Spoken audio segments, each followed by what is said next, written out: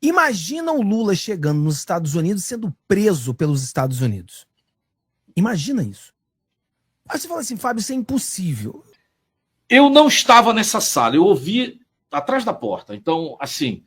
O Poio Carvalho pode estar fazendo uma delação premiada, como a gente acredita. E se o Poio Carvalho já delatou que o Cachaça é amigo do bandido?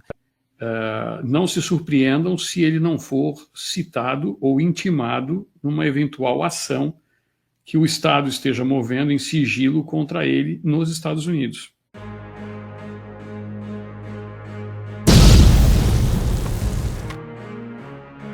Curta, comente e compartilhe. Agora, vamos dar uma viagem aqui. Eu gosto de viajar às vezes, viajar na maionese. Então, vou dar uma viajada na maionese aqui. Vou sonhar. É bom sonhar às vezes, né? Então, vou sonhar aqui agora, pessoal. Vou ter um sonho aqui.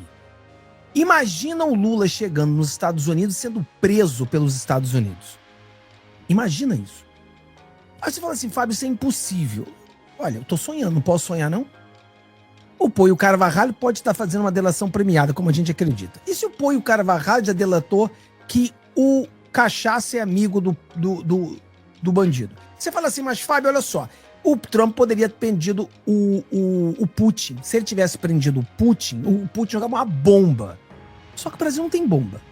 No Brasil você prende o Lula e fala assim, ó, coma menos. E o Alckmin vai até gostar. Obrigado, prendeu esse vagabundo.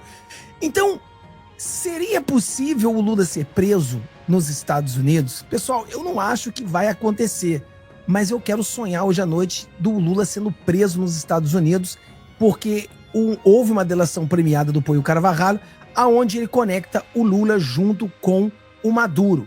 E aí os dois são criminosos, não são presidente de país, eles são chefe de organização criminosa. Aí você tem toda a prova, ele é procurado pela polícia americana e preso. Quero sonhar com isso. Eu acho que eu tenho o direito de sonhar com isso. Você acha, Moisés, que existe alguma possibilidade disso acontecer pra gente sonhar aqui e acordar bem contente amanhã? Existe uma possibilidade? Porque eu vi gente falando sobre isso. O que você acha disso tudo aí? Tem até um meme que diz assim, vai deixando a gente sonhar, tá deixando a gente sonhar. Não tem um meme? Deixa eu falar um negócio aqui para vocês com relação a isso. Primeiro, comparando aí a história do Putin e primeiro que a questão muito mais complexa com relação ao Putin, e ali foi feito em um ambiente controlado, apesar de território americano, né? Mas era um convite especial. Então, vamos dizer que não pegaria bem se fosse o contrário, acabaria com qualquer credibilidade para qualquer acordo de paz a nível futuro. Fora que, quando o Putin sai, e você falou muito bem, quando o Putin sai, uma das pessoas que responde pelo botão nuclear é alguém que é mais assanhado, mais agitado do que ele, que é o Dmitry Malvadeza, né, o Medvedev.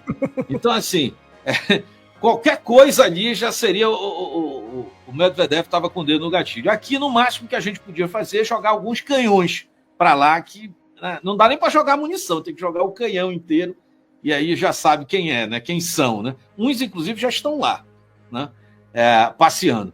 Então, assim, são comparações diferentes. Mas eu vou falar um negócio. Talvez eu não acredite que ele possa ser preso. Tá? Mas eu vou contar um episódio do qual eu fiz parte. Aliás, estava na missão em 2014, 2015, Missão Brasil, Estados Unidos. Era um convite do governo americano. O presidente era o Obama e a presidente era a Dilma. Eu estava lá no Conselho de Defesa, teve várias reuniões no âmbito da defesa. Acordos foram assinados, inclusive no Congresso, para que isso pudesse acontecer. E foi uma delegação muito grande. E nesse dia, eu estava na Casa Branca, esse episódio aconteceu, a Dilma foi recepcionada pelo Obama. Eu não estava nessa sala, eu ouvi atrás da porta. Então, assim, quando a Dilma estava com o Obama, entrou um oficial americano e ela foi notificada por um problema da Petrobras. Então, assim, pode ser que ninguém seja preso. Olha, isso que eu estou contando aqui, e eu não vi, não presenciei, pode ser que não aconteceu, tá? O lado de fora, o pessoal disse, olha, a Dilma tá... Depois disso, saiu voando notebook, teve um monte de problema depois desse episódio. Tá? E isso aconteceu, o episódio do estresse aconteceu. E a conversa é que havia uma notificação, esperando na época, questões ainda de Lava Jato, e houve uma notificação em virtude de um processo da Petrobras em relação ao Brasil, e essa notificação foi feita na Casa Branca.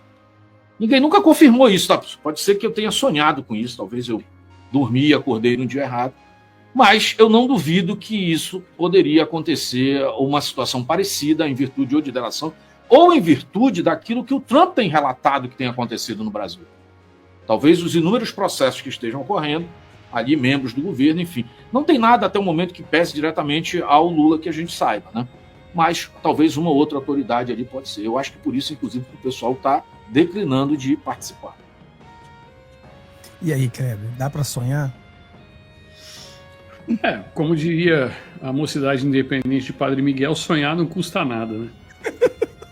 Eu digo o seguinte, é muito difícil, é praticamente impossível que isso ocorra, devido às questões da ONU, né? E o tratado que foi firmado lá atrás em relação à ONU. Mas, todavia, contudo, porém, isso que o Moisés falou é verdade.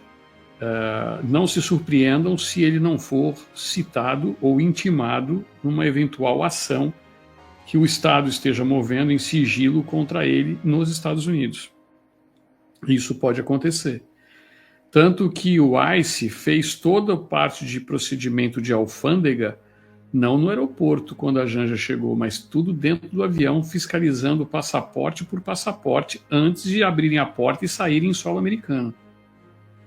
E isso que assustou Padilha, Haddad e Companhia Limitada. Eu acredito que o Lula possa receber uma sanção muito pior do que essa. A desmoralização pública internacional. Como ele vai falar antes, dependendo da besteira que ele fale, os americanos já estão preparados, porque logo em seguida fala Donald Trump.